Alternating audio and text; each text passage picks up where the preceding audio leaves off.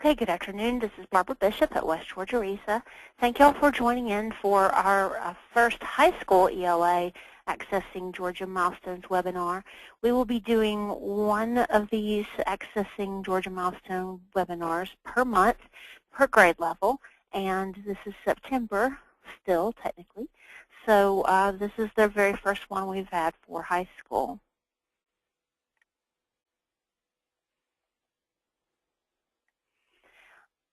We are using the following resources in this presentation: the archived Department of Education webinars on the Georgia Milestones, the West Georgia RESA Constructed Response training PowerPoints that we've used before, and external prototype sites that have been suggested for use by West Georgia RESA and or the Department of Education. And in order to house all these materials in a place where we might gain access to them more readily, we've made the website that you see here below at tinyurl.com/GA-milestones-ELA. I'm going to stop my PowerPoint for a moment just to take us to that site so that I may show you just a few things before we begin other website content. So this is the page that we're referring to. Every webinar that we at West Georgia RESA have for milestones is archived here. This is the ELA page only. There is an associated math page as well. If you want to get to the math page or get to this page again, and if you've forgotten how to get to it, you can go simply to our West Georgia RESA main page, and under Services there's a Recorded Archives link, and you can go to the page from there. The PowerPoint that I'm using today, as well as the recording for this webinar from today, will be housed on this site shortly after we are finished. I've also placed on this page some of the newer links that we've been excited to find on the DOE website. One of them is the end of grade content weights for the milestones. The other, the end of course content weights for the milestones. And again, we're just talking ELA here today in this webinar. Also, this is the link to the main Georgia DOE's milestone assessment homepage, including the link directly to their Eliciting Evidence of Student Learning webinars for both math and ELA, which are very excellent. And our webinars are not intended in any way to replace that great information out of the DOE, but rather just to supplement and to provide another way for you to access it. We also have some suggested articles that we were given from the DOE. They were listed as resources within the DOE's Eliciting Evidence of Student Learning webinars. So I simply just found them online and linked them here. So these are, again, suggested by the DOE as related specifically to assessment and formative assessment in particular. Now, on the right-hand side of this page are the links to those external either DOE pages from other states or assessment entities that have created either sample items or practice items that are very much like our Georgia milestones. One of them, of course, is our very own Department of Education's formative item bank, soon to be renamed GoFar. And so this is a link to that, sort of a quick link to remind us of the great resources there. Also, the Smarter Balanced and Partnership for the Assessment of Readiness College Careers as the two big assessment entities that for a while we're going to be actually administering and designing all of the Common Core tests. Now a number of states, like our own state of Georgia, have gone a different route.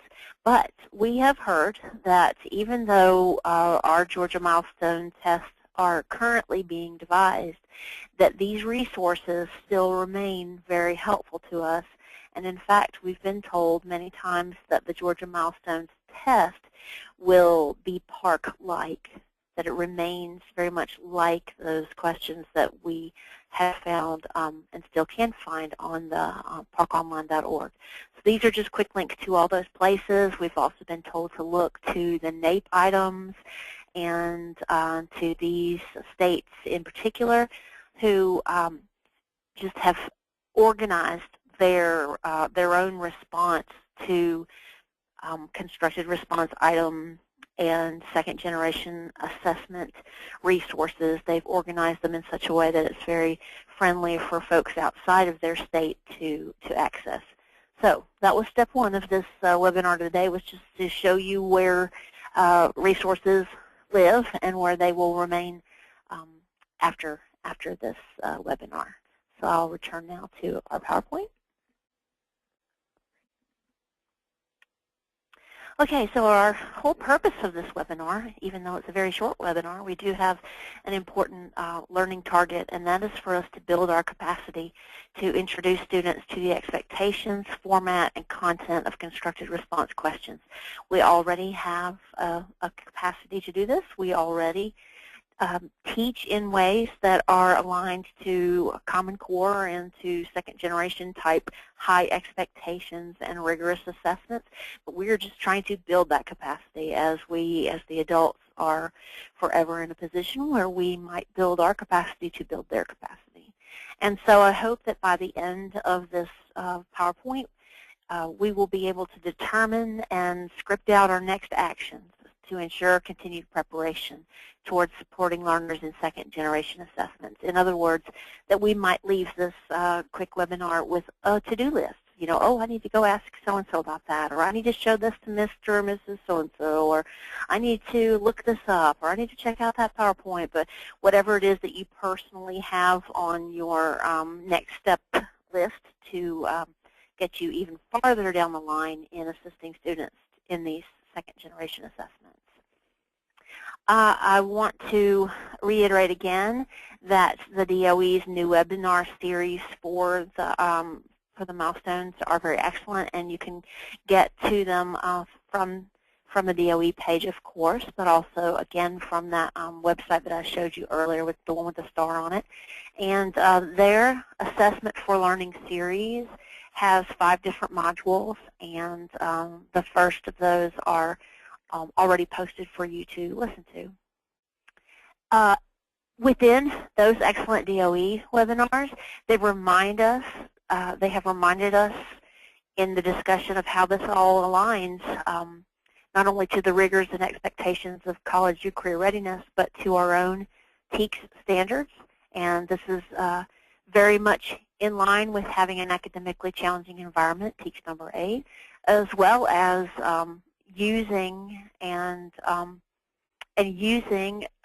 the assessments for learning in those TEKS standards as well.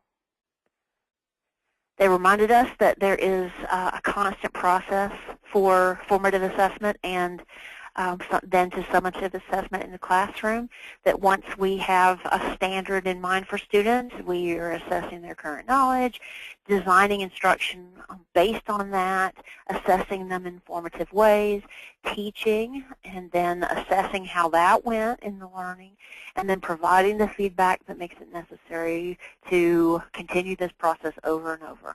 So this slide, I think, is a nice visual for how continuous the formative assessment and instructional design process is and how they go hand in hand. So we're talking about constructed response questions in particular and how we get students to the point where they are more familiar with those.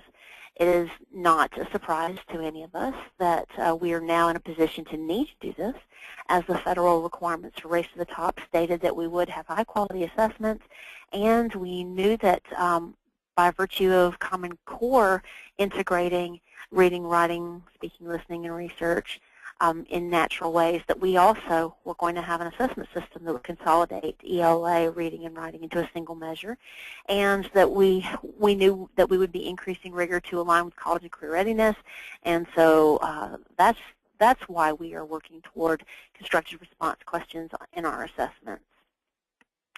This is just a quick reminder that this was a very necessary change and improvement for our state, as there was a big disconnect between what we were reporting as state measures and what the nation was reporting in similar measures by way of the NAEP. And so it was obvious that our entire assessment system needed to step up its rigor. Many of you already know that there was an ELA pilot for constructed response type open-ended questions, and the students did not fare well. That is not a reflection of their intelligence. It's not a reflection even of the instruction of their teachers. It's simply a reflection of how different that assessment was from what they had gained any sort of familiarity with. So this serious situation that we find ourselves in, where the students are, where the pilot students have demonstrated that they are not ready, and we can extrapolate that to know that our entire population of students are largely going to be unready for this test, not necessarily because of what they know, but because of the test itself and how different that experience is. The good news is that there's a great deal that we can do every day in the classroom to make that kind of assessment more familiar. So just a good definition for us for constructive response questions. Those that are asking the students to apply the knowledge, skills, and critical thinking.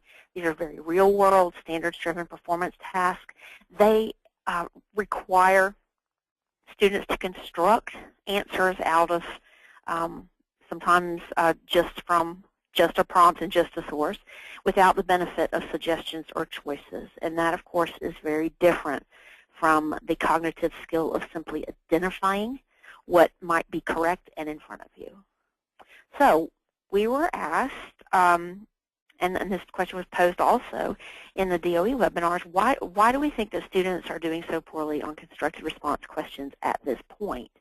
And here are some of the reasons why we believe that that might be the case. In some instances, the pilot showed us that students didn't know how to answer the question. They didn't understand the question, or that they provided answers that were more shallow and needed more detail, but probably did not realize that they were providing a shallow response. Many students got off topic, did not have the practice to to remain in that focused space with their constructive response. Many of the students had spelling or handwriting issues that impacted the score.